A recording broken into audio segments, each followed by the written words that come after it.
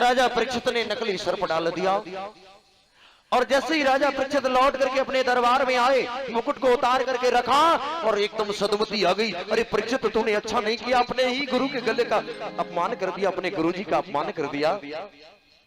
सज्जनों, उधर एक शिष्य दौड़ा दौड़ा श्रृंगी ऋषि के पास में गया। श्रृंगी ऋषि के पास में एक शिष्य गया, बेटा तुम्हारे गुरुजी के गले में राजा परीक्षित ने नकली सर्प डाल करके अपमान कर दिया। श्रृंगी ऋषि कौशिकी नदी में स्नान कर रहे थे। कौशिकी नदी के जल को लिया और हाथ पर रखा और जल लेकर के साफ दे दिया। राजा परीक्षित, मैं तुम्हें साफ देता हूं, तुमने मेरे गुरुजी के गले में नकली सर्प डाल करके उनका अपमान किया है। एक दिन असली तक्षक तुम्हें डस लेगा और तुम्हारी मृत्यु हो जाएगी। 7वें दिन तुम्हारी मृत्यु हो जाएगी।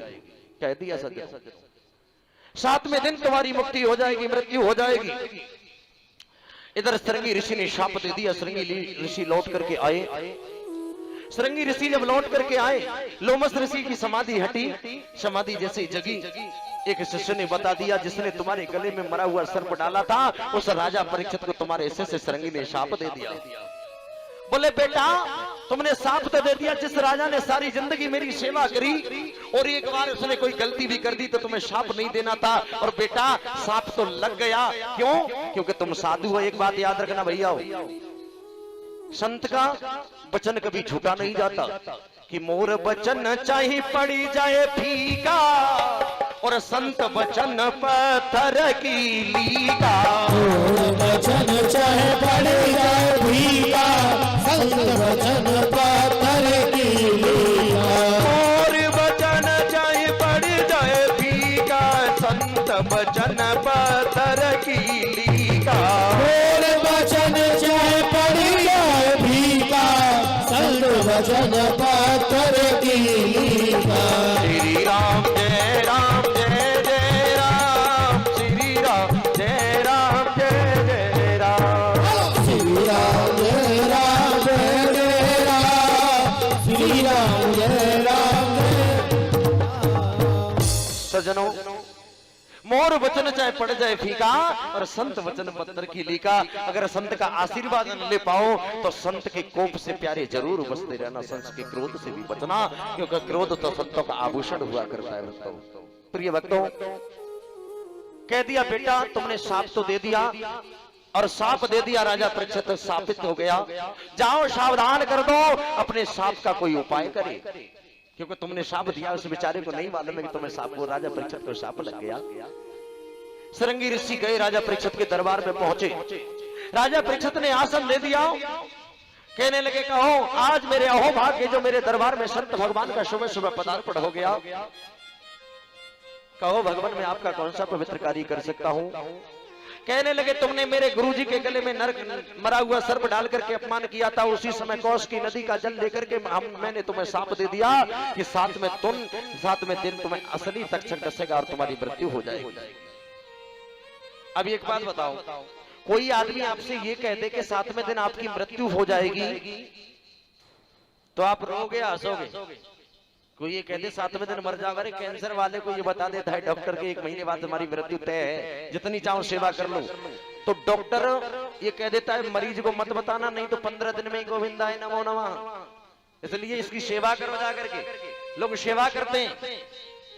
राजा परीक्षित को सामने कह दिया 7वें दिन तुम्हें तक्षक डस लेगा। बोलो परीक्षित को बुरा लगा या अच्छा? परीक्षित ने कहा, एक पाप तो मैंने वहां कर दिया और यहां बुरा लग गया तो दूसरा पाप संत के दिल को ठेस पहुंचेगी। ताली बजा करके परीक्षित हंसने लगे। आज संत ने मेरे ऊपर कृपा कर दी। अभी तक मेरी जिंदगी का कोई पल, कोई क्षण निश्चित नहीं था मैं कब मरूंगा। कम से कम मेरी जिंदगी के 6 दिन तो मालूम पड़ गया कि 6 दिन तक मैं नहीं मरूंगा। 6 दिन तो निश्चित हो गए, 7वें दिन मरूंगा तो कोई चिंता की बात नहीं है। संत के शब्दों को, उदार संत की उदारता को अच्छे शब्दों में ले लिया। भाई बहन, सूत जी महाराज शौनक आदि ऋषियों से कहने लगे, श्रृंगी ऋषि लौट करके आए।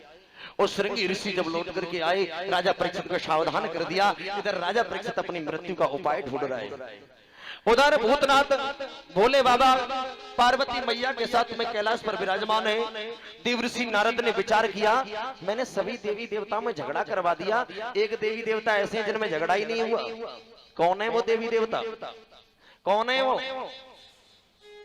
नारद बोले ब्रह्मा जी में मैंने झगड़ा करवा दिया, विष्णु जी में करवाया, पर एक देवता ऐसे जिनमें आज तक झगड़ा ही नहीं हुआ। बोले कौन है वो देवता? भोले बाबा। भोले बाबा और पार्वती में कभी झगड़ा नहीं हुआ। कह दिया सज्जनों, भोले बाबा और पार्वती में कभी झगड़ा नहीं हुआ। देवर्षि नारद ने वीणा निकाला, देवर्षि नारद कैलाश की तरफ चल दिए। और देवर्षि नारद कैलाश की तरफ चले, उधर देखा भूतनाथ भोले बाबा पार्वती मैया के साथ में बैठे। बातें मत करो, मैं लगवा तुम बात कर रहे हैं, तुम्हें ये शर्म आनी चाहिए कि कथा में बैठे और बात कर रहे हो। समझा दिया, तुम लोग घर के बात करोगे, यहाँ भीड़ ज्यादा लग रही है कोई?